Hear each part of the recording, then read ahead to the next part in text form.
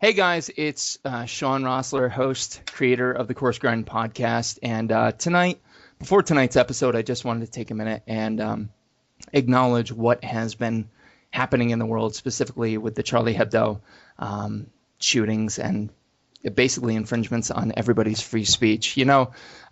Realizing what I do is a microcosm of what anybody else does.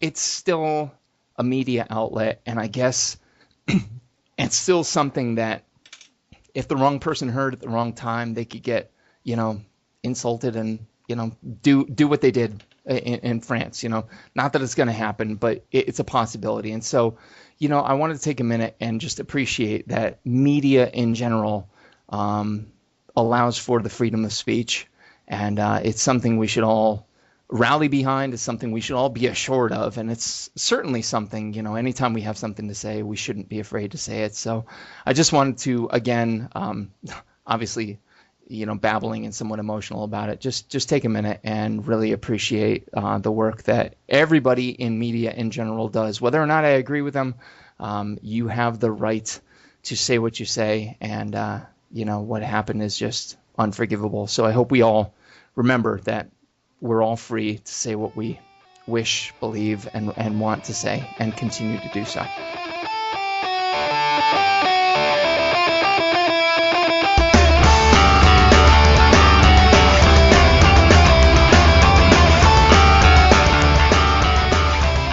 Ladies and gentlemen, welcome back. This is episode number 13 of the Coarse Grind podcast. My name is Shawn Rosler, your host, your guide to everything culinary for the next 30, 45 minutes, maybe 60 minutes, depends on how many times I refill my drink.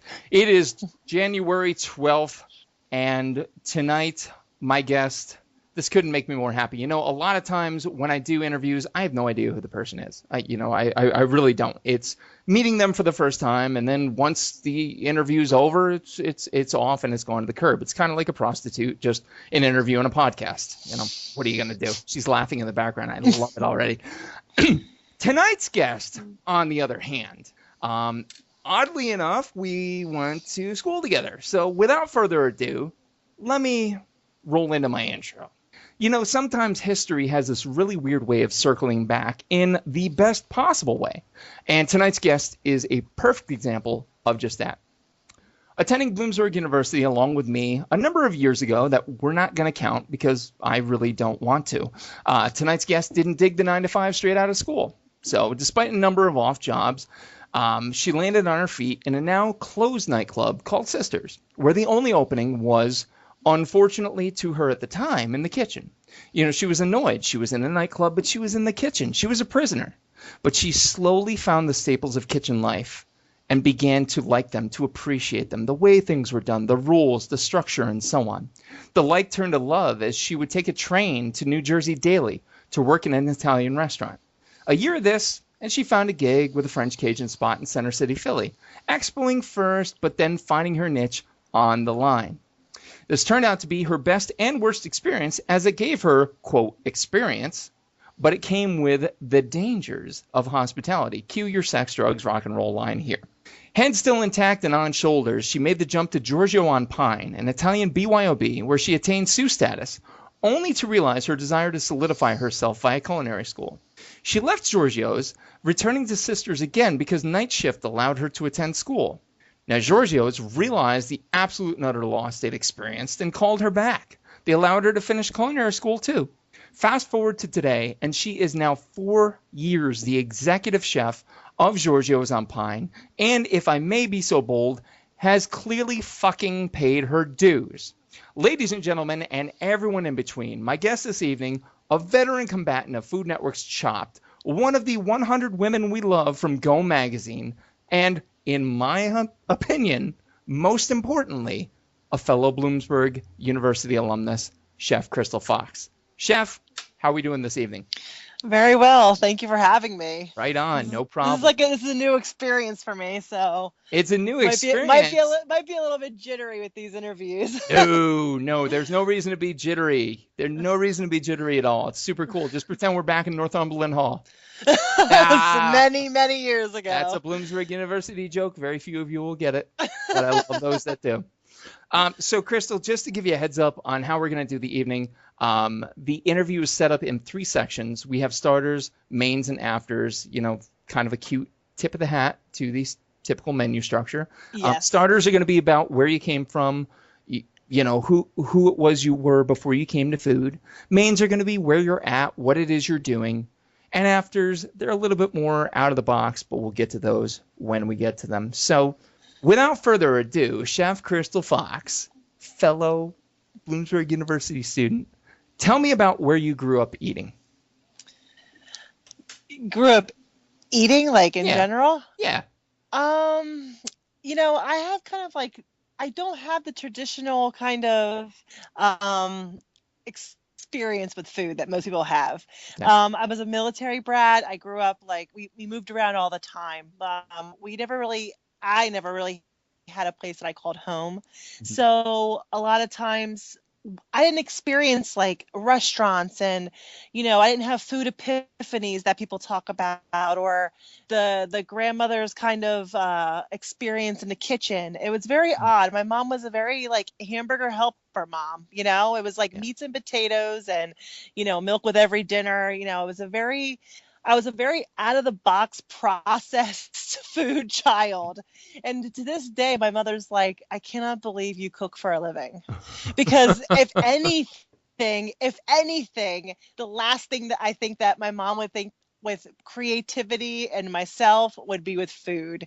She might they might have saw law school in my future. They might have saw who knows, jail time. I have no idea. But like the last thing I think my parents would have seen me do was pick up a pot and pan, especially since like my favorite meal was like mom's like shake and bake like chicken breast that she throw in a bag, shake some breadcrumbs on, and throw over some like Uncle Ben's rice, like literally. Yeah. So it's just one of those things. Like I wasn't until much later. It wasn't until I started till I moved to Philadelphia. It wasn't until I started really seeing the city as a place of like culture, whereas like in the suburbs, not that it's lack of culture, but it's just one of those things that there's a lot of chain restaurants in the suburbs and there's not really like exotic places to go. And I think my first real experience was at a Steven Starr restaurant in Philadelphia, Oh, and nice. it was Budokan, and I went on a date there, and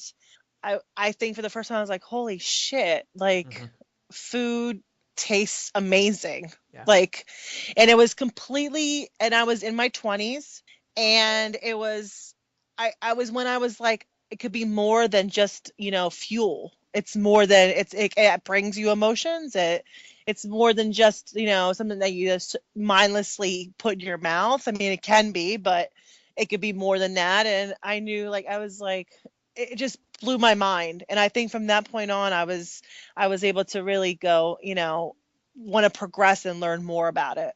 Yeah, that's I mean, honestly, not to tie it back and make it about the podcast itself, but that's where this podcast came from, was making food more than just something that you shovel on, shovel in, and process out. Like, there's Yeah. so much more to it. And honestly, coming from Honesdale, not to badmouth my hometown, but I mean, Honesdale was this microcosm, the very small town. And it was when I started going out of the area that I began to realize, holy shit, there's more than just, you know, this food. Yeah, my You mom know. took me to like, a big deal would be like my mom and dad would take me to like Lone Star and we'd have like a steak Hmm. dinner and, Yep. my side of potatoes, or we might go to TGI, TGI Fridays or Applebee's, Yeah. and it is what it is. And those are very good establishments for what it is. Yep. But again, it was nothing exotic, nothing that I never ordered it. When I was a child, I didn't even use salt and pepper on my food. I didn't understand what pepper was. It was just like, I was very, bland. It was a Mm. very, just, very classically, like, my mom made mac and cheese and put hot dogs in it. Like, that's what kind Yeah, of household yeah. I grew up in. And it's just like, to think about, for me to choose this path, it was a bunch of things. It was the structure of the kitchen, but also that food it really opens your eyes to different cultures and everything. Yeah, Great. for real. Yeah, yeah, and that's, it's food being this gateway out, if you will. And again, it's not to disparage obviously the outlets that you and I had growing up, but we had a pizza place, we had a Chinese place, and really in town we had a Greasy Spoon, which I actually did a little bit of breakfast cook work in college. But I mean, that's really what Hmm. you're looking at. And Yeah. so and that's probably why you didn't touch that salt and pepper shaker, because it was either Yeah. already so sodium laden, when Hmm. you're chucking tube steaks into mac and cheese, or it's this pre-processed uh, And that's and again, nothing on my mom's cooking. I mean, like, she was in the military, and she went from her mom's house to the military to like running her own kit house, and it's like yeah. that's what she knew, and those are things that I hold dear. But it's just that when looking back on it years and years later, my mom just like is astonished that I would even want to turn on an oven, because Yeah. it wasn't, food wasn't talked about, like family dinners. I mean, we had like Christmas dinners, and there was Easter dinners and Thanksgiving, Yep. but those are staples. But food wasn't as big as a draw until much later in my life. Yeah. Yeah. Yeah. For sure. Actually, tomorrow, Crystal and I were talking before we actually even began the interview. She's in Philly, and my wife and two older kids are in Philly right now. So I'm going to take my youngest and I up to Honesdale to visit my parents. And I called my mom and I said, "Hey, Mom, listen, I want to cook for you and Dad Wednesday night."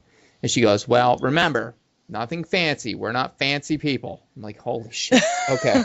All right." And that's just that reminder, how. Yeah, and my it's funny because my parents have since retired out in like Corpus Christi area in Texas, Yeah. and they're gonna make a trip here to Philadelphia this summer. My mom's like, "Well, you cook Italian food. Well, your father. Like, what do you mean by Italian food? Do you have meatballs? Are there's meatballs there?" And I'm like, "Well, I can make you meat. There's not meatballs on the menu, but I can make you meatballs." He's like, "We have spaghetti, right?" It's very cut and dry, their perception of what Uh-huh. certain things are, and Yep. they don't go outside certain boxes still. And that's so I'm already like, they're already trying to feel out the menu before they come visit. So, Yeah, I think it's two things. It's geographical and generational, really, yeah. when you break it down. So so that was you growing up. Where you grew up. What kind of an eater would you say you were growing up?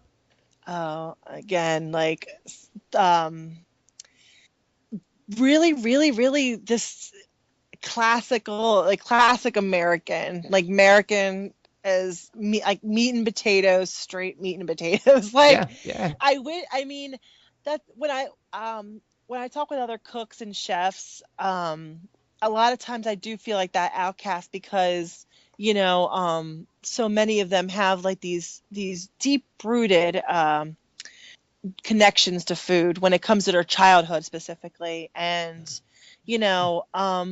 my draw when it came to kitchen was, it's expanded my horizons, obviously, but also when I felt kind of like lost a little bit, like career wise, and I felt just completely like I didn't know where I was going. With me, the kitchen kind of created this atmosphere where you were able to like see yourself getting better at something. If you didn't cut fast enough, or you didn't do a technique right, process and practice, like you saw results of practice, and Yeah.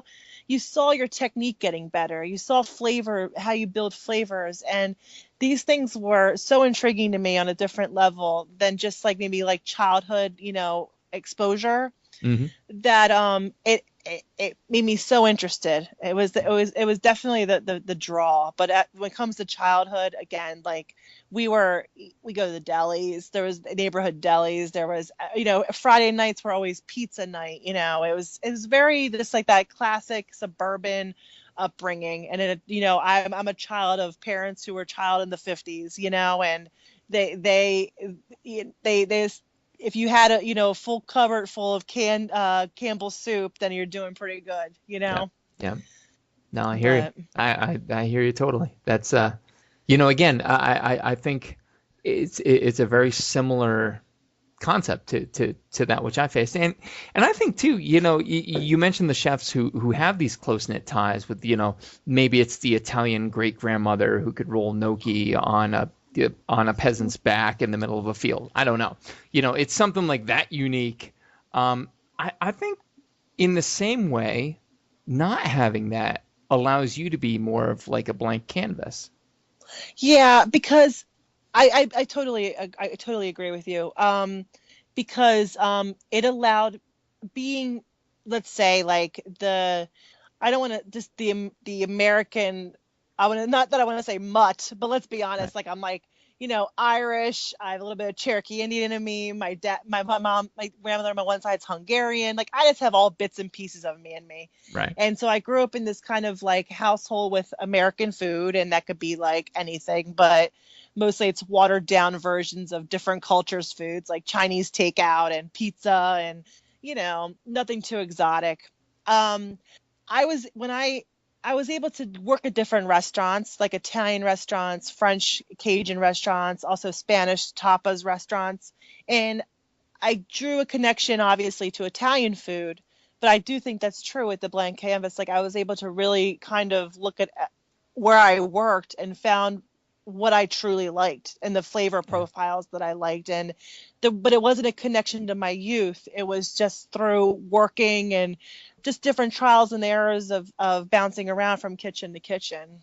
Yeah. But Because Italian is Italian to me is not only is it just delicious. I mean, I think it's one of the most basic foundations, like I feel like, of comfort food. Just, yeah.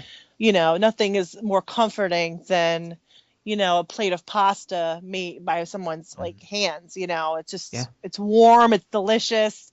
Maybe you want to sleep for 6 months after you eat, but it's definitely I think where I found the connection was that I'm like, this to me seems like home more than me putting like two lamb chops on a plate and calling it a tapas. When I worked for Amada, it was just certain cuisines feel cold and detached, and I think the Italian just feels like Yeah. it's part of you. Yeah. Yeah. I mean, French tries to be pretty. Japanese even Yes, tries to be pretty.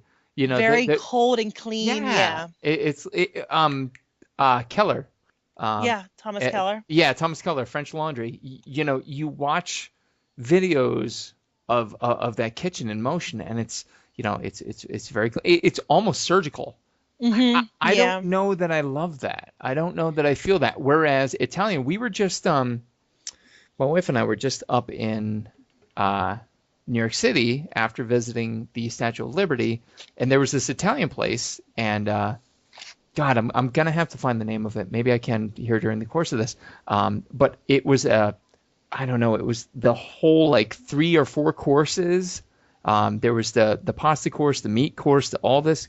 My good God, you walked Yeah. out of there. You wanted to die, but you wanted to die in the best possible way. And it's like you said, it's comfortable. It's Yeah. gorgeous comfort. It's approachable. It's approachable. Yeah. It can meet just about anybody's like diet. Like when it comes to like maybe picky eaters or exotic eaters, you can meet some sort of somebody can always find something to meet someone's Yeah. like dietary, like kind of like I don't want to say restrictions, but like say someone's picky or not. But like again, when I worked, I'm not sure if you're familiar with like Jose Garces, but Yes. Yes. I worked for one of his flagship in Philadelphia, which is Amada, and it's again like that was a kitchen where you didn't talk for 6 hours. Your Yeah. head was down, and your head was down the whole time, and you had a rolling sweat the entire time you were working, whether you were just cutting something or you're working the line that night. Like, you constantly felt the aura of pressure. Like, if you Mhm. made a wrong move, like someone's always watching you. It was a good experience, but it's not something I could have saw myself putting in Yeah. multiple years under that kind of environment of just feeling this constant weight Yeah. of you move wrong and someone's there to be on you. And it was a good experience, but I prefer the place that I work at. It's like a mom and pop. The owner's Yeah. from Rome. Yep. And I prefer to have the structure of the kitchen, and of course we have standards, but if you want to talk to somebody on the line and have a conversation, you shouldn't be looked at in a bad way either. Yeah. Yeah. Absolutely. It So, but that's definitely a different, every kitchen, whether you use the same techniques or not, mhm. the overall like environments change so radically. It's such a crazy thing. Yeah. Yeah. By the way, the name of the restaurant in New York is La Mela. Lamela? I'm just looking at the picture right now. We sat outside. Literally, it took us 4 hours to eat dinner. That's My girlfriend's listening. Is it like Little Italy? yes, yes. Yes. Okay. She just Oh, goes in Little Italy like this. oh. I mean, honest to God, they needed a gurney to get me out of there because I'm all fat and just, oh, I hate myself right now. Because Louis C.K. frames it best. The meal's not over when you full. The meal's over when you hate yourself. And Yeah. at the end of it, believe me, I had hate written all over my face. Yeah. So, but super cool. Hey, growing up, childhood foods, realizing you had a different scenario than most, but still, I think there's foods that maybe speak to you specifically. Are there any foods that you think back to your childhood and go, damn, I want that again? Um like I always say my last dinner on this planet would be that my mom's chicken Oh, and save my that chicken answer. and Save rice. that answer. No, Save that answer. Pick something I else. would say no. I would say back to childhood. Yes. If I remember like fond memories of my mother cooking, it would be meals that she would use crock pots for.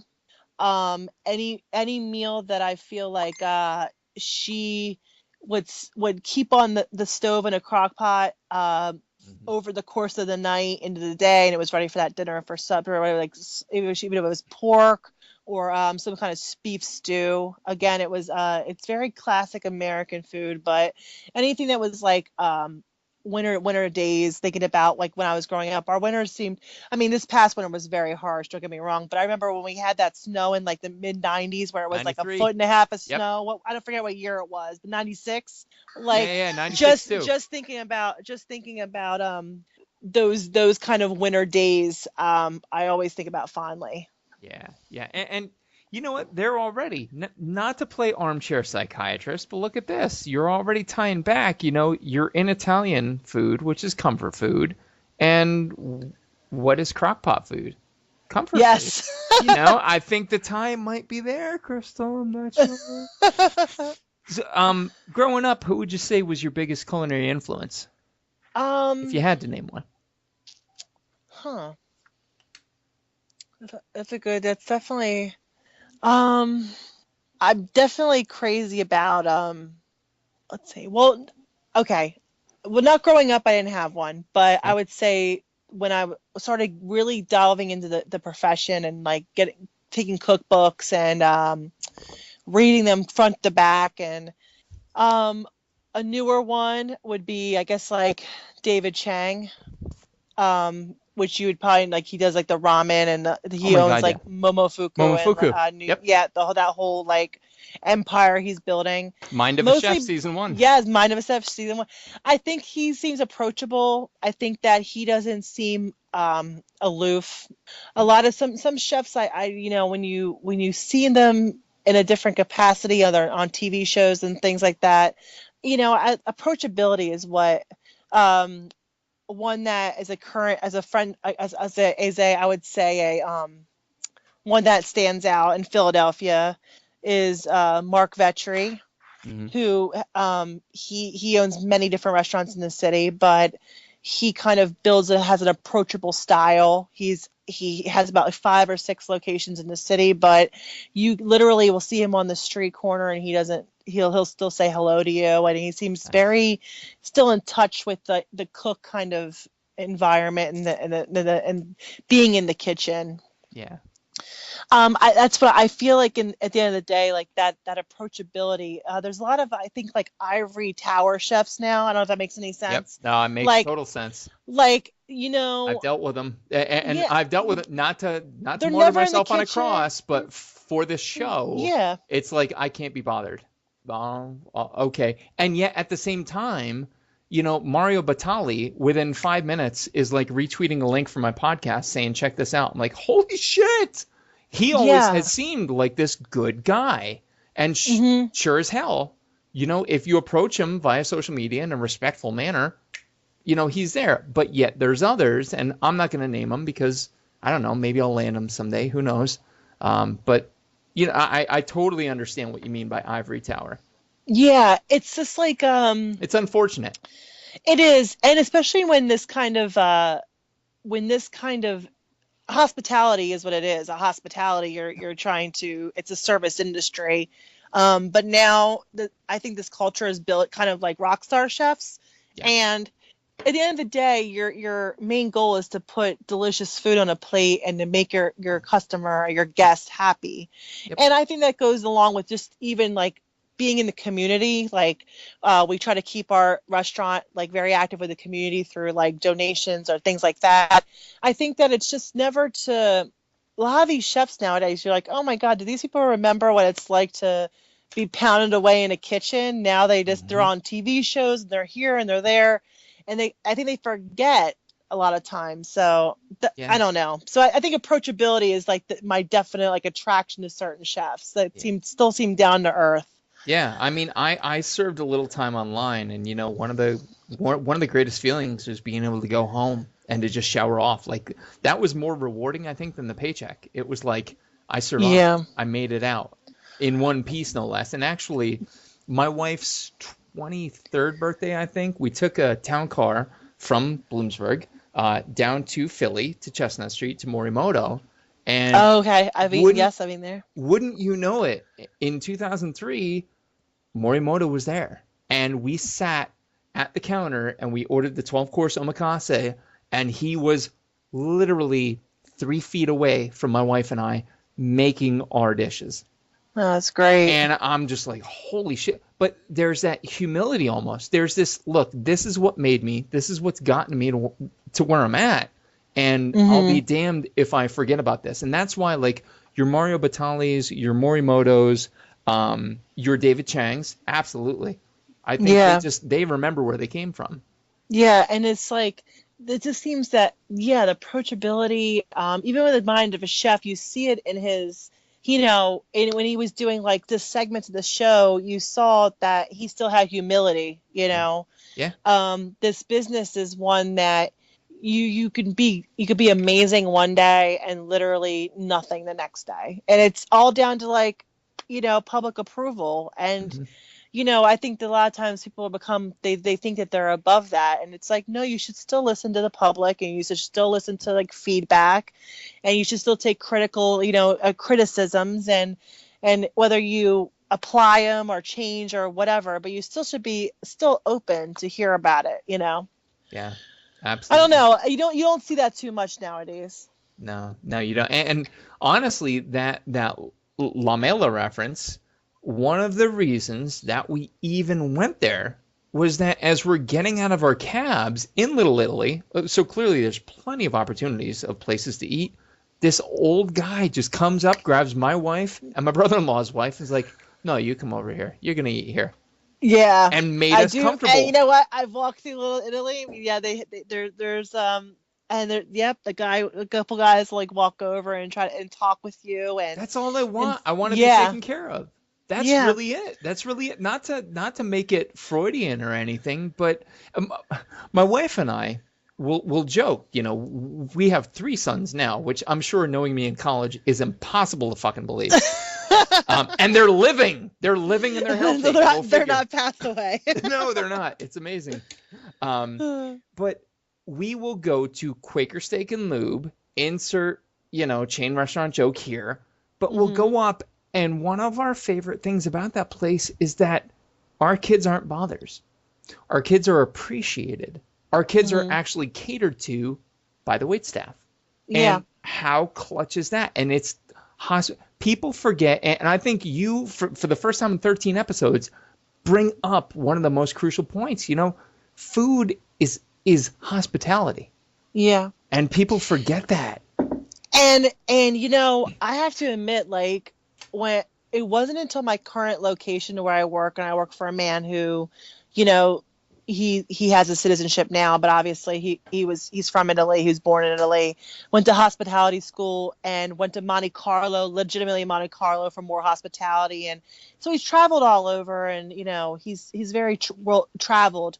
And when I worked for him, and the first couple years, to watch him like bend over backwards for customers, and if they didn't like something, remove it from their bill. He removes it from their bill automatically, and if they want a different dish will come out for that person, and at no charge. And then maybe a free bruschetta and desserts, and not that this happens like to every customer who walks in, but it's that if you don't, our job is to make, when you leave, to be satisfied with your experience.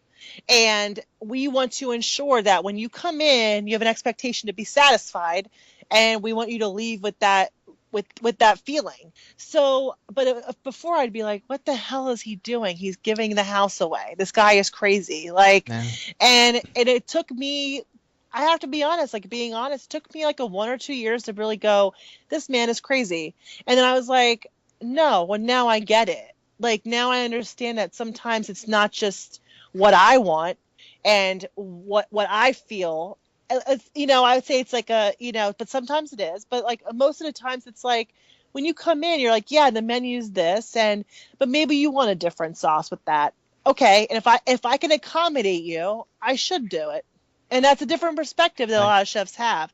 Some chefs go, no, this is my creation. This is what I, dreamt up, and you're going to experience my menu. And maybe I'm a little bit different that way. But it wasn't until I was working with this man who had a little bit of experience over in Europe and Italy. And I was like, okay, now I'm beginning to see the whole hospitality aspect of the job, and it's completely different, and and I think that's going to shape me for whatever I do down the road, because it's definitely a different perspective than a lot of kitchens I've ever worked in. A lot of kitchens, it was the chef's way or the highway, and believe me, there's some days that I wish it was that way. But at the end of the day, if you want customers and you want or guests and you want to retain those guests, I mean, they should be happy, Yep. What absolutely.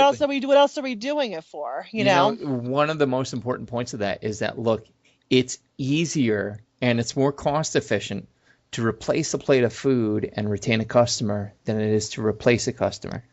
Yeah. Hands down. Yeah. You can bring that person back if you don't treat them like shit because they maybe didn't understand your description on that static page of a menu. Mm-hmm. Exactly. Yeah. It's just a different, and I think when I look at a lot of chefs' menus, especially in town here, and new chefs that come out, maybe because you read their menu and you're like, okay, this is to get you off. This isn't to get anybody else off. That's right. But you. Yeah. And I feel like, and I'm like, you wrote this menu because that's what gets your rocks off. But at the end of the day, am I going to go there 2 nights a week to eat there? Am I going to go eat, broccoli dust and deconstructed this and, pulverized that? I'm probably not going to eat that every day. I might go there for my anniversary dinner or a birthday dinner and try you out, but I don't know if that speaks to me, and my heart, and I'm going to go to you 2 times a week, Right. Exactly. It's just one of those things. I don't know. Maybe I'm a little bit off on other people think about that, but no, I mean, honestly, I'm the same way. I don't want, what's the there's this Saturday Night Live bit that rags on Iron Chef, and it kills me because I love Iron Chef. I love all things Iron Chef, but they're riffing on like, oh, it's made with this and eel farts, and like it's really like Yes. vague. But I'm like, yeah, wait a minute. Most normal people with normal, human palates probably look at most menus and go, what the shit is that? That doesn't even make sense. Whereas they just want to be fed, but they want to be fed well. And I think, you frame it perfectly. Yeah. So many times the artist alienates their audience by too literal to their own design. Yeah, and there's times that you want to go out to eat to be wowed, because there's like techniques that not everybody can do at home, and you want to be like, wow, this guy really blew me away. This technique is amazing. And there's times that I want to be wowed, and I'll go to maybe like, for me, like molecular gastronomy doesn't do it for me. But if I want to be wowed, I might go to a restaurant and try that out and be like, this is amazing, because this is something I can never do, Yeah. This looks like ice cream. It tastes like ribeye steak. How did that happen? Yes, exactly. Right. And that's like, there's like wonder and there's amazement in that. But at the end of the day, you're looking to, eating at a restaurant is like it's a full experience. It's the company you're with, it's the booze you're drinking, and it's the food you're eating. And you want to make sure that's always in check and in balance. You want to make sure you're always having that complete experience. And, there's things on the menu that are for me, and there's things on the menu for my customers, and there's things on the menu that I think fit other people's needs. But a lot of chefs today, it's like, it's about what they want. And sometimes it works, and then sometimes, they're closed in a year. And that's just, that's the nature of the business. The Marco Pierre White era has gone away. Yeah. Get out of my fucking restaurant. And I read his autobiography, and I mean, it's compelling, it's amazing. But that era, like, we're all, it's kind of like making decisions about vaccinations for your kids now. We're all informed enough. We have enough information at our fingertips. Well, the same thing with food. We don't need to know which one you think is best. I think I kind of know what I think is best. And if I make a mistake, oh well, I'll come back again. But don't tell me what's right. Yeah. Cool. So, wow. So that was growing up, your greatest culinary influence. When growing up, did you realize that food was it for you? That you looked at a plate, was it somewhere, was it some person, was it some dish, and you just went, this is important. I need this in my life. When was it that you decided this? I was like, again, like I was a late bloomer. It wasn't until my mid-20s. I was like well out of college and well out of graduate school, and probably around the time that I landed the job at Sisters. And I was dating somebody who was very connected to the hospitality business, and that was a whole other aspect, is that I was going out to eat more, and places that I've never even, like cuisines and foods that I was never experienced, like Japanese food or just different Asian fusion kind of things. And but I think it was the structure and the responsibility of the kitchen at Sisters that was like, okay, like this means something more than me just throwing the food out on a plate. I was upset that I was in a kitchen. I was like, oh, I'm in a nightclub. I want to be on the floor. I want to be with all my friends. And my friend landed a job as a bar back, and all she did all day was like talk with all the customers, and I'm like trapped, like looking behind the glass of the kitchen, like I want to be out there, And I think it was like the kitchen manager at the time, Terry, was a woman who was like, no, you want to be in here. And I'm just like, and the whole time she was kind of like saying like, no, like this is important too. And it was I think it was her guidance and to be on time, and what simple things of being on time for a shift, and you're responsible for this list of things and to get done in this certain amount of time because it's integral to this business. And to understand, like, before I didn't have those kind of boundaries at other jobs. Like, I had very generic, I was like a T-Mobile salesperson for a while. Mm-hmm. If I made my quota, it was like no big deal. Like those kind of Mm-hmm. jobs. Like, don't get me wrong, they might say, Crystal, you gotta sell like 3 more cell phones, but make it next quarter. Right. There was no, if you didn't do something in the kitchen, it wasn't done, you weren't ready, it wasn't completed. Somebody ordering it, like there was immediate consequences for not getting things done, and that was a whole new process for me. So I think it was just the overall. It wasn't necessarily like a plate or a like it wasn't necessarily like a one plate of food or one experience, more than just like me being with somebody at the time who was taking me places I've never been, with different restaurants in the city, and working in it and working in a back end of it, where I was seeing the process of prepping food and plating it and having a timeline and having responsibility. It was a whole kind of like package deal. Right. But it was like, I'm like, this makes sense to me. Like, when I had a 9 to 5, I'd go there, I'd be sitting at the desk, I might have 2 or 3 things to do, and then I felt like I was waiting for 5 o'clock. Mm-hmm. And then this was the first job where I didn't look at a clock. And Right. it was time to go. And I was like, oh, I was that busy the entire time. You don't have a chance to. You don't have to sit around time. And it's the first job where you go in at let's say 10 a.m. and by 5 p.m. you're seeing an output. Yeah. Like, sometimes you work on a project at a job, and it might be a 2 or 3 kind of like you're writing proposals and this, that. You might not see the outcome of that for months. Mm-hmm. But this is the first job where the same day you're prepping something, you're preparing, you're making specials, is the same day it's implemented. And for me, that was fascinating. Yep.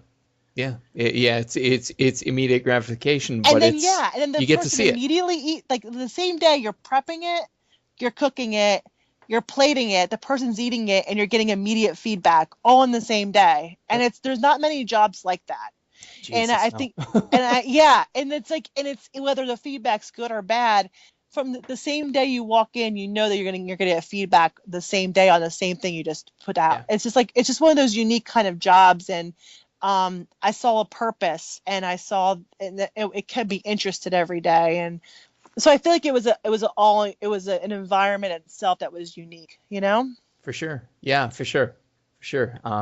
Sometime I'll we can have a drink. I'll tell you about my day job, and that'll make you really grateful for what you're doing right now. 'Cause Daddy ain't making a podcast full time yet, so we're getting there. So that's the starter section. That's where you're coming from. Let's talk about where you're at now. Okay. Crystal, you're at Giorgio on Pine, and where do you currently draw your culinary inspiration from the most? Is it a person, a place, a thing, an idea? I guess it's just trying to keep up on like trade magazines, like keep up on kind of new techniques, ways to implement that in my cuisine. Mm-hmm. I also date somebody who is an Italian chef in Jersey. So Right. that makes, to me, we constantly talk back and forth, and we bounce ideas off of each other, which makes for, great, just like getting the ball rolling on thinking about like seasonality and things like that. And Totally. when we go out to eat, we choose places that are in our cuisine that we can go, wow, this person's really pushing the envelope in this way, or this is a great dish, but maybe I would do it that way. It's just always kind of keeping yourself like current, like keeping yourself just a lot of reading, again, with trade magazines and trends are like, things seem to come back around all the time, and just always trying to be ahead of the curve, ahead of the game. Mm-hmm. Absolutely. So I would say, now it's just basically just really trying to not feel, when you're somewhere so long. I'm at Giorgio's now. This is going on 4 years in the position. You don't want to get a comfort. You don't want to feel a comfort level, because you don't want to feel stale. You don't want to feel like you're doing the same routine. Right. So to always try to keep interested, Yeah. Well, and I mean, I think that's where you get that stubborn, self-centered chef that this is how we've always done it. I cannot change this for this person. Um, Mm-hmm. just actually locally, our dear friend Gary Vatican, Chef Gary Vatican, at Seasons on Main in Bloomsburg here, he changes his menu once every season, changes the decor inside.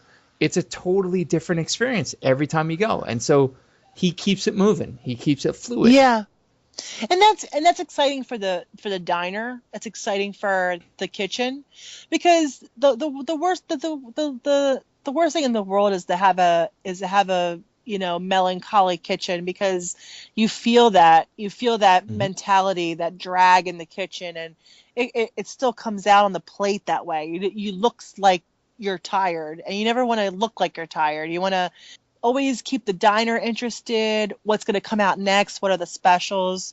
A night, every night, I do like a soup, an app, 2 to 3 pasta specials, and a fish and a meat special on top of our daily menu, on our regular menu. Hmm. And those are things that we change. And that's to keep the cooks excited, to keep me excited, and to basically keep our diners, kind of just always like, what's on the menu now. We have customers who call, and it's like, what are they'll call at noon and be like, what are the specials tonight? I'm like, give me a minute. Like, but yeah, Hmm. like people are starting to call wanting to know what the specials are, which is exciting for me, because it means that I'm doing my job and keeping the diners interested. Yeah. So I think that's where I'm at now, is just trying to not feel stale, and I think it's a lot of times in this industry, seeing a chef stay that's not a chef owner, because I'm not a chef owner. I have a 5% piece of Georgia's, but I'm not I like some people who are the sole owners of an establishment. Hmm. Um, People who are just the chef there, like I am, you don't see many people stay really long, because they get bored, Yeah. and they'll want to go on and try push themselves. And with me, I want to keep longevity somewhere, because I like where I'm at, but I want to keep trying to push in the same position. Hmm. It's just trying to keep myself, you know Fresh, keep everyone happy, new. fresh. Yeah. Yeah. Absolutely, absolutely. Um, Looking at your career, I mean, obviously, 4 years in the exec chef position alone. What do you think has been the greatest thing that you've come out with? Do you have one um that you can hang your hat on, or?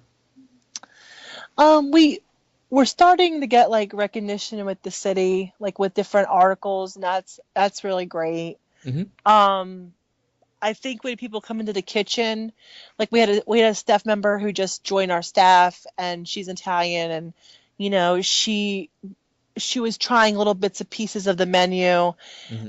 and she walked into the kitchen, and she's like, my grandmother's probably gonna roll in her grave right now, but she's like, these gnocchi are the best I've ever had. No shit.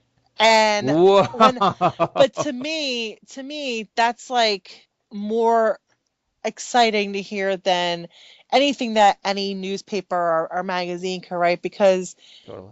I guarantee you she thinks that her grandmother's gnocchi were the best she's ever had. And for her to even say that to me was the best compliment I could have ever had, because here I'm an Italian girl cooking it, or I'm here an Irish girl cooking Italian food, Yeah. and I'm hoping that I can pay homage to a culture that is so deep rooted in its food. Yeah. And to hear that, Yeah. it was amazing, Well, because and a lot of times I'm like, you know, I, I work for an Italian man, but I'm an Irish girl. And, I have Italian guys come into the kitchen and go, oh, what are you? Are you Italian? And I'm like, no. And they kind of like lift their eyes and yeah. like joke around with me.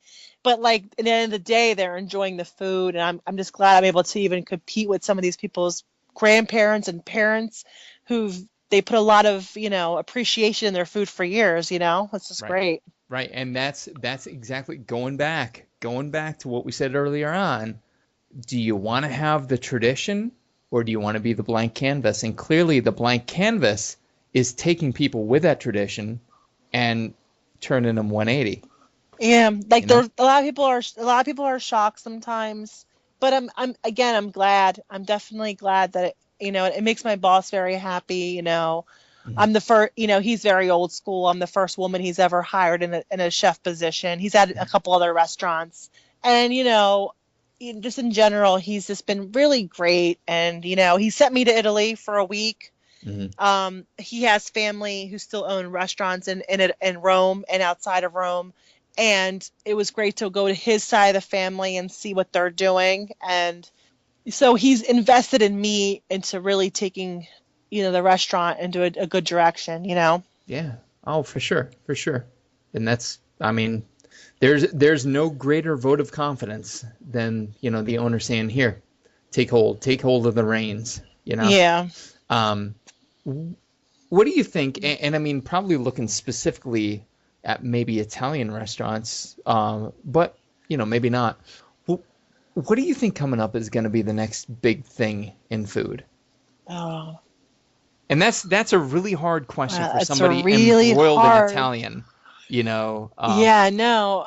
Like I was reading it's funny you said that because I was reading this this article. This is like maybe like 4 years ago. We're climbing out of the recession time. Yeah. And they were saying that the influx of all these Italian restaurants during the recession is because that in the recession time people are clamoring for comfort. And that's why there was a resurgence of Italian food during the recession. So now that we're beginning to come out of that and prosper and things like that, actually, I think it's gonna go even farther back. And I see people's interest in like butchery. They're interested in like actually like heritage cuts of meats, places that like the diner wants to know what farms you use. They want to know that their connection to the food that they're eating now. And I think that's just going to keep building. I think that we're just starting to see the dining public really understand like the process of how the food gets to their mouth at the table and when it comes to restaurants. And they want to make sure that there's responsibility. I think that the new trend is going to be holding kitchens and restaurants responsible for knowing where their product is coming from. Yeah, absolutely. And oddly enough, and I don't know if this will blow your mind or not, but there is a farm to table restaurant opening here in Bloomsburg. Oh my goodness! In the next 6 months. So well, to me, that's a great area for that. There was like when I went to Bloomsburg, there was like literally nothing to do but drink all the time. But there was great farms around there. The whole area is great. Mm-hmm. Yep. Yeah. So farm to table definitely getting their heels in, getting in deep. What trend wise or big thing wise that currently exists, do you look at and maybe wish it didn't? I think that.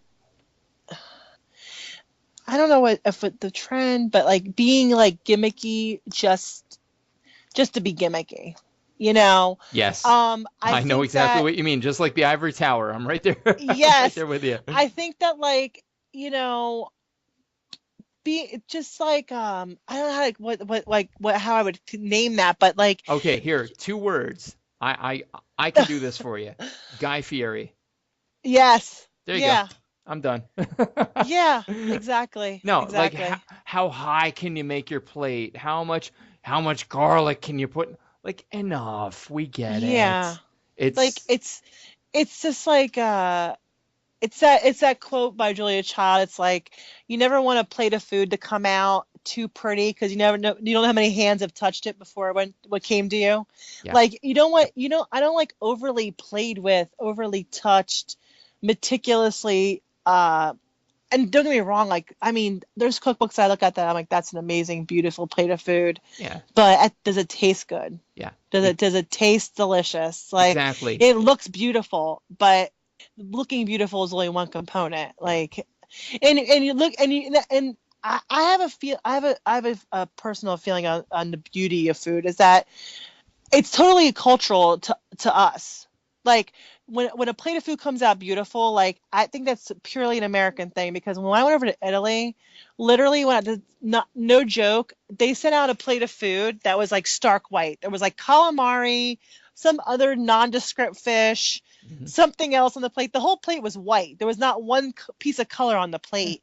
But everything on that food, I couldn't tell you everything on that plate. I couldn't tell you everything I had on that plate because it was literally everything nondescript white.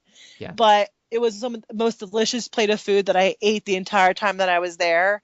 And it wasn't overly dressed. It wasn't complicated. It wasn't um, doused in like, edible flowers and, Right. evergreen sprigs and things that I'm just Elderflower like, liqueur drizzled I'm over the just, top. Like, yeah, I'm all just like, right, we get okay. it. We understand. You have a garden in your backyard. Wonderful. That's Yeah. fine. That doesn't do shit for me here.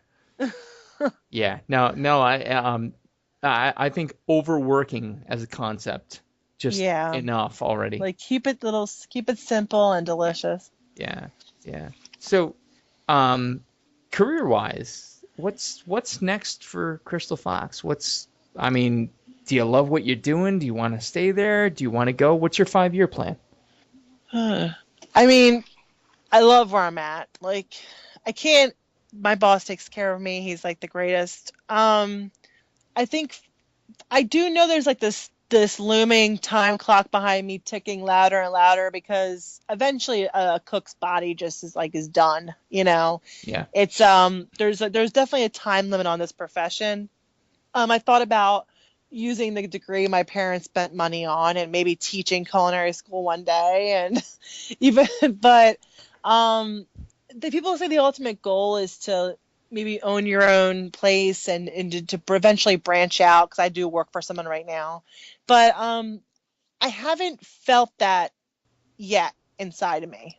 Mhm. And I don't know what it is, if I'm like old school or not, but the person I'm with now has worked in the kitchen, I want to say 17, 18 years, from like busboy, busser, server to expo to back of the house, worked all the way up the line to running a place. And I think nowadays, like cooks, like really try to jump the gun. Like seeing the person I'm with work 17, 18 years in a hospitality, I'm like, wow, you really know the ins and outs. Mhm. Here's me at like 7 and 8 year mark, only being 4 years a head chef. Yeah. Like, it's not by any means self-doubt, but I think that cooks nowadays like are all about like getting out of culinary school. I want to be a sous chef. I want to be a sous chef now. And it's like they don't understand the dues anymore. They don't get their balls broken anymore. Yep. Like they really don't. I'm with you. And the next thing one is that I want to be a sous. Well, now I want to be a chef de cuisine. I want to have my own place. And it's like, dude, like pick a fucking knife up for like 6 months, get your head banged around, yelled at by somebody, Mhm. knock down a few pegs, and then Yep. we'll talk about you maybe like working the hotline, hot appetizers for a little bit. Like Yep. they're always like, so to me, 5 years at that point, I'm like 9 years a chef. I might still not be ready, like Yeah. to even take on my own venture when it comes to like owning my own place. I think that I'm looking to really develop who I am. And for right now, this is my culinary voice, Italian food. But in 5 years, Italian food not might be my culinary voice anymore. Like I just kind of want to see where I'm at. Yeah. So I think Absolutely. that I don't know. Am I wrong, or I just feel like nowadays it's like I think because I went to culinary school backwards. Okay, Mhm. Mhm. I worked and then I went to culinary school, and all the people in my class were substantially like they were way younger than I was, and they're like, when I get out, I'm gonna be like a chef here. I'm gonna do this. And I'm just thinking like, oh my god, you're gonna have a fucking rude awakening. The minute you get that diploma, that you're gonna walk in and be like walking in with a coat that says chef on it.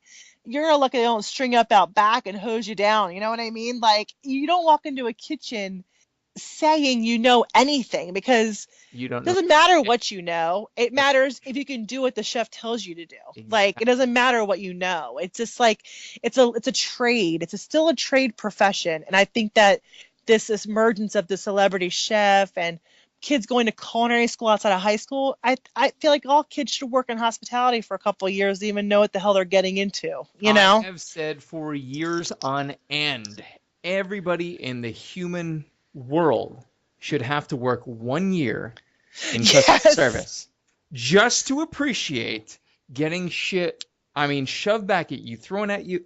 Like, you need to appreciate that concept. And the other thing is, unfortunately, hospitality, I work in IT, but the interns who have Yeah. interned for me, they're no different. There's unfortunately an entitlement that now comes with Oh education. yeah. I don't. Yeah, it's horrible. It's funny you said that. We went to like my partner and I. We went to like brunch and we went out to for drinks with all of our friends afterwards. And there was someone at the table that was like, ugh. And now we were all like looking at what she was gonna say next. And she's like, our server's like a real character, you know. And the person was like, well, what do you mean? She's like, oh, I don't know. She's like and she kind of like waved it off. She's like, I don't know. She's like a server. So we both get in the car, like my partner and I both get in the car after that exchange, and we're like, wow, that was a really dick thing to say. I'm like, not only is the person that's serving you, like, they're not beneath you. Like, they're not Yeah. like, okay, they're your server, but they're not your servant. Yep. Like, you don't wave someone off. I don't know. It's just that mentality of, 100%. 100. ah, Here's the thing. I've actually taught my 7-year-old and my 5-year-old, who apparently can read now, which is a really weird thing in and of itself. He learned to read. We had no fucking clue that he was learning. But so anyway, they learned. And anytime we go somewhere, be it Walmart, Walmart, through a restaurant, through wherever, where there's name tags, I always read the name tag. I always ask them how they're doing, blah, blah, blah. And the first couple times I did it, both kids would ask me, Daddy, how do you know that person? I said, I don't. And they ask, well, why do you say their name? I said, well, because they have a name tag and they have a name and they would like to hear their name, I'm sure. And the yeah. same thing holds true in customer service. I mean, listen, I can be a bastard of a customer if you're a bastard of a service person to me. Oh, But yeah. believe me, and my wife, I don't know if she'll listen to this. She's a periodic listener, let's say it that. But especially around the holidays, man, I'll tip 100, 200% Oh, if yeah. you I'm a hook me chronic up. over tipper. Like, I'm like that too. And just Because because, I was there and you were there, clearly. yeah, You yeah. know, you got to appreciate that. And they're not, you said it perfectly, they're not your servant. They're providing you service. Yeah. Um, You know, it's just, and again, like working in the business and dating somebody in the business, and you know, a lot of my friends, of course, are in the business. It's it's a small community, even in a big city like Philadelphia. Like, you always want to never like don't like you know, and believe me, it took me many years to fucking learn this lesson, but don't burn bridges. Um, yeah. Like, I could probably light from here to Kansas how many bridges I've burned, okay? Like, because I don't give a shit. When I was younger, I didn't give a shit. If I like left, I left somewhere. Right. Like, if it was what I wanted to do, it's what I want to do. And I think that age, experience now has taught me that, like, just don't be a dick to be a dick. Like, if you're gonna be rude to a server, that server's gonna go back into the kitchen and be like, that cunt at table 3. I don't care how long her food takes, whatever. They're talking about Yep. you. They're Yep. talking about you in the kitchen. Like, if you're rude, the entire restaurant knows that you're rude. Like, whether anybody in the industry wants to admit it or not, the minute there's somebody rude at table 6, They the know. entire restaurant knows that table 6 are a bunch of assholes. Yeah. Like, they're still gonna get your food. It's still gonna be tasty. You're still gonna like get smiles, but why make the experience that you're there for 2 hours miserable? Yep. Like, Absolutely. just both be cordial and call it a day. You know what I mean? Like, I agree. I completely agree. I'm glad to see that old age has settled the both of us down, Kristen. yes. That's wonderful. That's fucking amazing. Oh, so cool. So that's the main section. Now the afters. Now to really creep you out. Not really creep you out. Oh, Not gonna great. creep you out, I promise. No one has ever been harmed in the recording of the after section. Some people have been weirded out, so that's about it. But really, no, just a bit more off the cuff stuff, a bit more out of the ordinary. Now that we know where you've been, where you are, I'm standing in your kitchen, professionally or at home, I don't care. You pick. What music and or sounds do I hear? Well, I don't cook at home, so it's gonna have to be professionally. It's just one of those things. I don't touch a pan outside of work, but it would have to be professionally. When it comes to for me, when it comes to music, it ranges. It ranges all the time, but I would say pump up music because we're an open kitchen. It's an open kitchen that goes into the dining room. Nice. So a lot of times the servers will put on very old Destiny's Child, 90s hip hop kind of like rally music to get us going for the night. Yeah. And for me, I'm kind of like a classic rock. Which I used to despise. My parents played classic rock. My dad was, a very, Leonard Skinner kind of guy, classic rock. And I used to despise all that. And then now I've slowly started with age come around to classic rock. And to my dismay, even now, like Nirvana would be seen as classic rock. See how age does that to you, Crystal. See how age does that. But it definitely ranges. It could be like Wu-Tang Clan. It could be crazy. But Nice.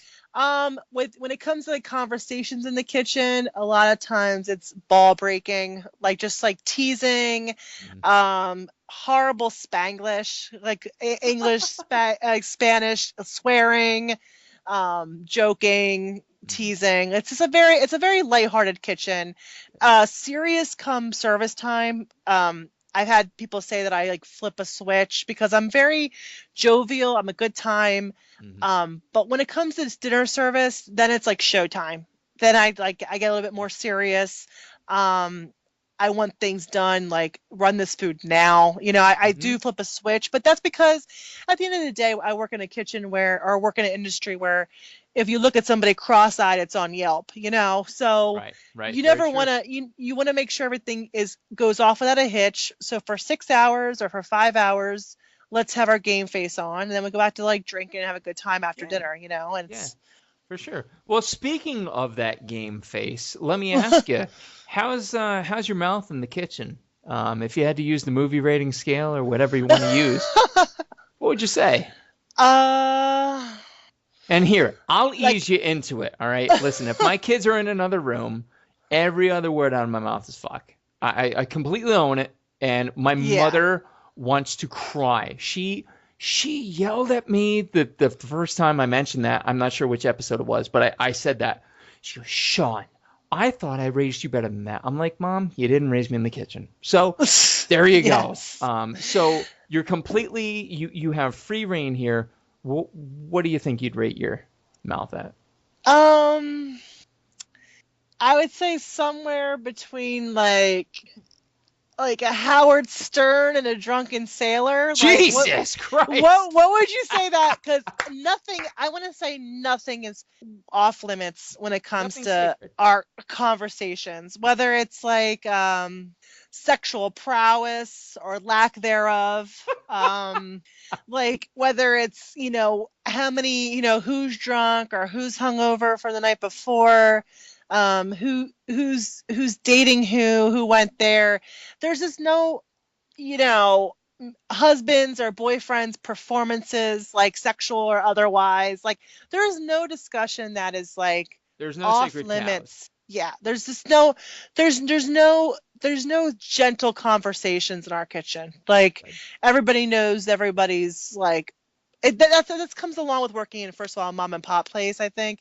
Yeah. And we've all worked together, even in front of the house, which is unusual, has worked, 2, 3, 4 years at the place. So we know we've gone through many life changes as a staff, and it created a lot of comfort levels sometimes that are appreciated and then not so appreciated. but I have to say it's unique and it's not unique. Like it's in every kitchen, but if you sit by a kitchen, it's funny because I went to eat with the person I'm with, and we went to eat at Champs, okay, which is like a chain restaurant.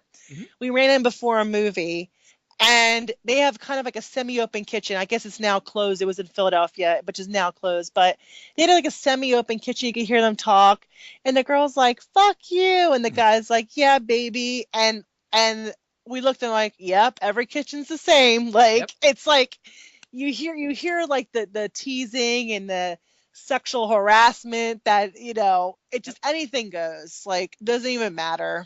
People hate the truth behind that, but I mean, even my limited line shit that I did, like you got it day one, and you better bring your leather fucking chaps to hang over your whole body to protect you from the whipping you're about to get.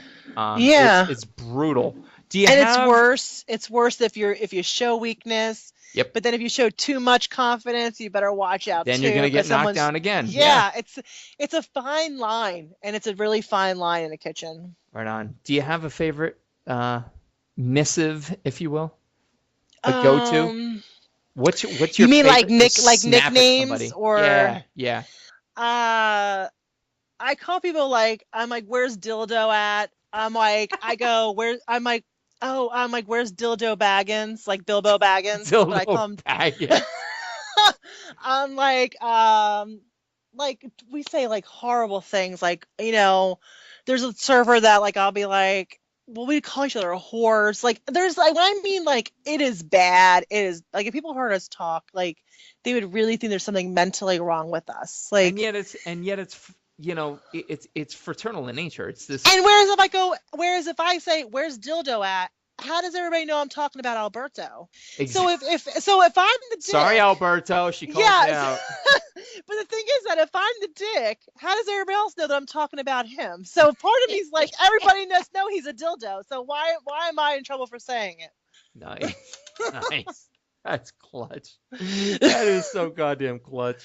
All right, so now shifting gears completely from dildos. Let it be known, 13 episodes. That's the first time I've ever said dildo on the podcast. There you go. Hopefully it's not the last. Breaking ground. Breaking ground every day. So you're going to be stranded on a deserted island, and you're only allowed to take 3 foods or food items with you. Oh, God. What would they be? God, that's the sign of a chef, the oh God. Oh, my God. People freak out when I ask them this. I'm like, what's the big deal? Okay. That's a big deal. I think I'd take salt. Okay. Because if I wanted to, pack things in salt, season it, but let's just say salt, I would take a shit ton of lemon. That's assuming that I'm going to be, catching fish if I'm on a desert island. Mm-hmm. And so I take salt, I take lemon, and I would take... Man, it's a hard one. That is a hard one. I mean, this can be fictitious, too. It can be infinite supply of fill in the blank. And I'd probably say chocolate. Is that weird? No, that's not weird at all. That's actually pretty cool. If I'm going to be catching, either that or butter, but I don't know, because if I'm going to be catching seafood, I can live off seafood out of the ocean, but I don't know if I can last forever without chocolate. I don't know if I can last forever. But salt, lemon, chocolate. You could make or salt, lemon, butter, because I'm assuming that I could live forever on the seafood I can catch. Yeah, salt, lemon, butter, or salt. With the chocolate, you can make mole, maybe. I don't know. Yes. That's a stretch. Something goes. So I'll say chocolate / butter. Giving you a special consideration there. Hey, what is, if there is one that exists, and I don't know that there is, a food or dish that still scares or intimidates you? I mean, scares the hell out of you. When you need to make it, you're like, oh God, not this. Do you have anything? In my cuisine, I would still say risotto. Mm-hmm. Mm-hmm. Only because people have different feelings on it, like how it should look, how it should have a mouth feel, how cooked it should be, how undercooked it should be, how loose on a plate it should be, or how it should stand up on a plate. When it comes to my cuisine, there's ways that I cook it that I feel are delicious, but it's one of those things where generationally, culturally, if you have grown up with it or didn't grow up with it, that a lot of times there's a million different ways someone's going to tell you. Same with also that would be the one that kind of with my cuisine sparks a little bit of not necessarily fear, but when I'm gonna hear something, it'll be about that. Yeah, and I mean historically, just because 4 of my guests so far have been from Top Chef, and I'm a Top Chef monster fan. One of the biggest things that has sent people home has been risotto. So, Yeah. it's dangerous to people like it, softer, firmer, creamier. Yeah, and it's like those things like similar to like lentils and other kind of things that you cook to a certain kind of doneness or doneness or cooking it. And when you finish it, there's what people have expectations, and that's one of those ones that has like a solid expectation of what it should be, and whether it's right or wrong, it's still that person's feeling. And a lot of times, I guess, like, you use Top Chef as an example, like Tom Colicchio has a thought in his mind what he feels like risotto should look like, and the person putting that food out obviously felt that it was good enough to put out. But again, it didn't meet his standards. He's the judge, but again, he's one opinion, and it's just one of those things that's always up for debate, Yep. Yeah. So yeah, man. Yeah, it's again probably the first time risotto has been mentioned, but I mean that's a minefield in and of itself as a dish is concerned. For sure. Now, getting back to the answer that you started to give, and I chastised you viciously to save for later. Have you ever read Melanie Denea, My Last Supper? I've looked through that book. Okay. Yeah, it's very good. So we have both volumes here, and they are exquisite. My wife and I will actually, when the children want to just go to bed early, which is now never, but previously we would sit and enjoy bottles of wine, steak, and just leaf through this and read. And so you're familiar with the concept. You have 50 famous chefs. What would it be, man? You're punching your clock out tomorrow. So, Chef Crystal Fox, I ask you, what would be your ideal Last Supper? This can be guests, dishes, music, drinks.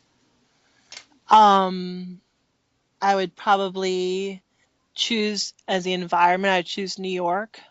The dish, I would say professionally, like when I went to Babbo and had Mario Batali's fettuccine, like literally, like my eyes rolled back in my head. Yep. And that it does, it's like it was that amazing. And a lot of other dishes that like make me feel like that immediately, but it was this homemade pasta dish that I would probably choose. I would choose to eat it every day, But as a dinner guest, probably Anthony Bourdain as a dinner guest. My man. My man. That Kitchen Confidential, like as a book, like changed my life. And just because I felt like for once it was somebody speaking to me on a level that I understood as factual, like kitchen life. And to have a dinner with him in New York, eating at Babbo or having that fettuccine dish at Babbo would probably be like the best like Last Supper. That's solid. That's succinct, but that is solid as shit right there. I mean, a huge point just to tie back to your intro and to the bio that you shared with me. The sex, drugs, rock and roll thing. I think people forget how real that is because it is a service industry and because it doesn't necessarily entertain the softness that most other work environments have. Like it's a very, it seems more refined now because of television, but it's an industry where being legal or not legal is not a problem. Having a record or not having a record, it's a long, stressful day that finishes late into the night where little things are open yet but bars. Yeah. There's a lot of just cash readily available, even with server life, like servers and stuff. It's a very cash-friendly, cash-flowing industry. Transient, very transient. Like one day you have a server, and the next day you don't know where the hell they are. Yep.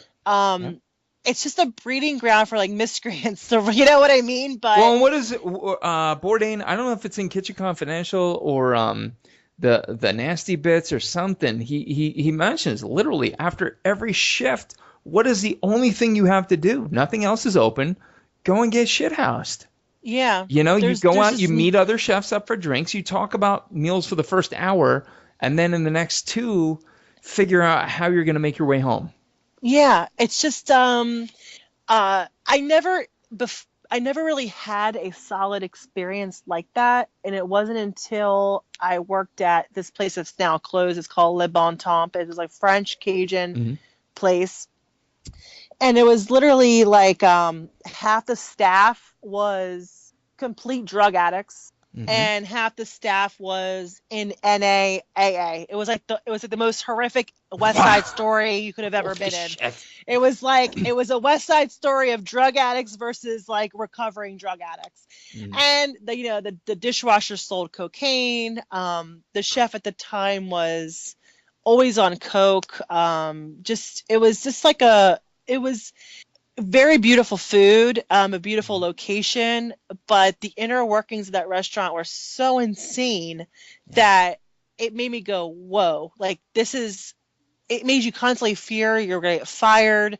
Don't look the chef in the eyes, don't address him if he says he addresses you first. It was a very volatile, like, things thrown around, like whether it be plates or, just venom, like screaming and, that kind of environment. And I was like, holy shit, this does exist. And this is like part of kitchen life. And I was happy to have that experience because I was able to learn how to navigate that experience and to survive, like, along with a couple other people.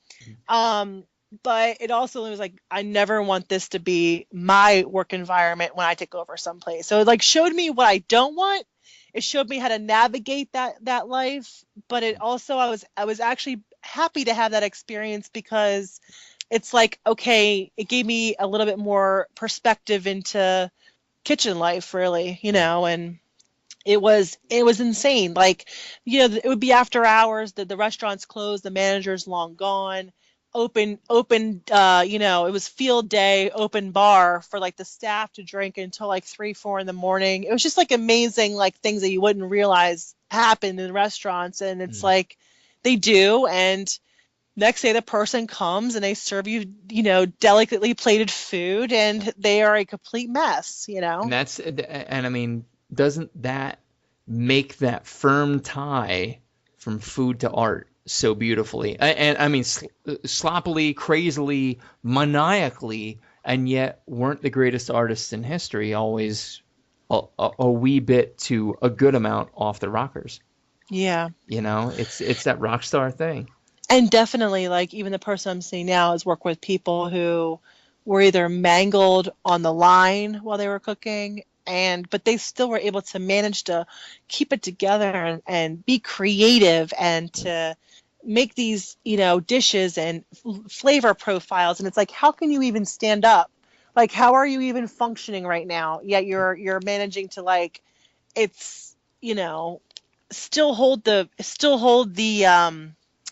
respect of the kitchen, whether it was through fear or otherwise, but like, hold the respect of the kitchen. And it's just to see that in real life and not just it was a good experience. And looking in hindsight, and we all work at different locations now in the city, which, we've all we're still close friends now because of that experience. But it's just amazing that it truly, people don't have that. They think that's like a long gone history, and it's still very well alive. No, it's like, and again, I'm prefacing all of this with my very limited time when I was online. It's like you went through a small war every shift. Yeah. And at the end of the shift, mine was 6 a to 2:30 p, but I was prepping at 5. And at the end of it, you're sitting outside smoking a cigarette at 2:30, like basically sitting next to other people slaughtered, messy, shitty, bloody, and you kind of giggled and you're like, I'm gonna go back and do this again the next day, and that's not a bad thing, Yeah. So it's almost masochistic in nature, I guess. Yeah, especially to deal with the hours that we deal with and the stress. And it's like you have to be a masochist and then put yourself through that kind of, bodily, just with drinking and drugs and any kind of other like promiscuous behaviors you want to do. And then get up and put yourself through criticism, public criticism, through, plate by plate. Yeah. Yeah. Plate by plate. And Mom, if you're listening, I wasn't doing drugs when I was cooking. I swear, I love you, Mom. Don't be mad. Well, last question.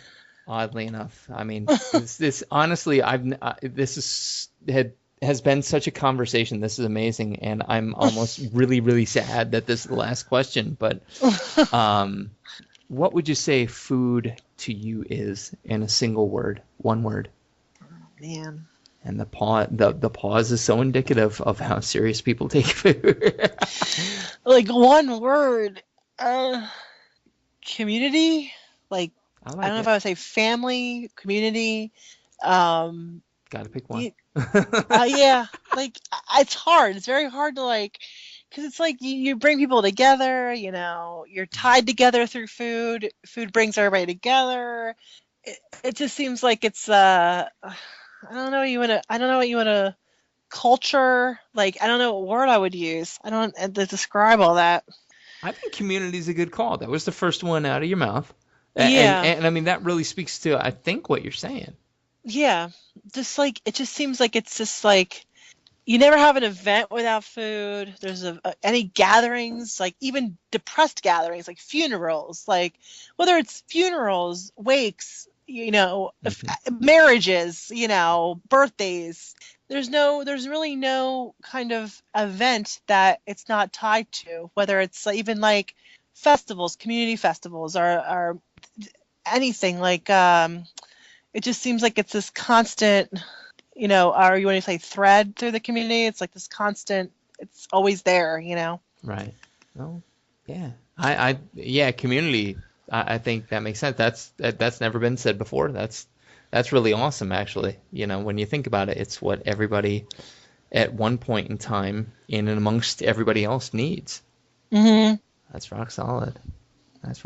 So, well, yeah, so that's the last question. All right. I hope I did okay with this. It sucks. I'm sad. I'm like, I don't want This is my first podcast interview. I'll make 16 more questions. But, Chef, let me just say, thank you so much for taking the time to hang out with me tonight and talk shop. I think it's been awesome.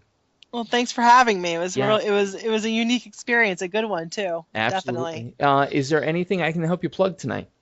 No, I guess if anybody's ever in Center City, Philadelphia, I guess stop by Giorgio on Pine and see me and, the owner Giorgio, and I guess that'd be it, really. Right on then. Folks, this has been episode number 13 of the Coarse Grind Podcast. My guest this evening has been Chef Crystal Fox. She is executive chef at Giorgio on Pine, 215-545-6265 in Philadelphia. Our producer has been Reverend Johnny Lamoria, a.k.a. Johnny Leland Robinson. Check out his new podcast, Cinematic Pig's Feet, on Facebook and also johnnylamoria.com. I've been your host, Shawn Rosler. Look forward to episode 14 coming sooner than later, and we'll talk to you soon. Take care.